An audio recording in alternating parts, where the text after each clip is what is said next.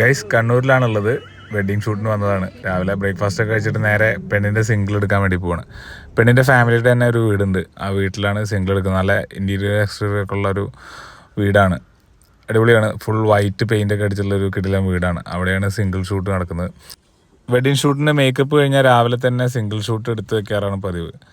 അപ്പോൾ അത് നല്ല ഫ്രഷ്നെസ്സിൽ തന്നെ സിംഗിൾ ഷൂട്ടൊക്കെ എടുത്തു കഴിഞ്ഞാൽ നമുക്ക് ഫ്രീ ആവാം. വൈകുന്നേരം ടെൻഷൻ അടിച്ചിട്ട് എടുക്കേണ്ട ആവശ്യമില്ല. നിയോ ബേബിയും പൊന്നും കൂടെ രാവിലെ എണീറ്റ് വന്നിട്ട് ഉമ്മറത്തിരിക്കുന്നുണ്ട്. കയ്യിൽ ഇതാ ഹോമിയോ ഗുളികയുടെ ആ ചെറിയ ബോട്ടിലുണ്ട്, അത് വായിലിട്ട് കടിക്കുന്നുണ്ട്.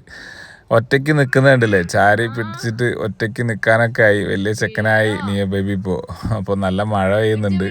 നിയോ ബേബി കൂളിയൊക്കെ കഴിഞ്ഞിട്ട് പിന്നെ കുറിയൊക്കെ തൊട്ട് സുന്ദരക്കുട്ടപ്പനായിട്ട് വാക്കറിലൊക്കെ ഓടി കളിച്ച് നടക്കുന്നുണ്ട്. നിയോ ബേബിനെ കാണാൻ വേണ്ടിയിട്ട് ശ്രദ്ധയും പിന്നെ ജ്യോതി ചേച്ചിയും വെല്ലിച്ചനൊക്കെ കൂടി വന്നിട്ടുണ്ടായിരുന്നു. അങ്ങനെ വൈകുന്നേരം അവരുടെ കൂടെ ഇരുന്ന് കുറച്ചു നേരം വർത്താനൊക്കെ പറഞ്ഞ് നിയോ ബേബിനെ കളിപ്പിച്ച് ഫോട്ടോ ഒക്കെ എടുത്തിട്ട് അങ്ങനെ ഇരിക്കുന്നുണ്ട് അവിടെ.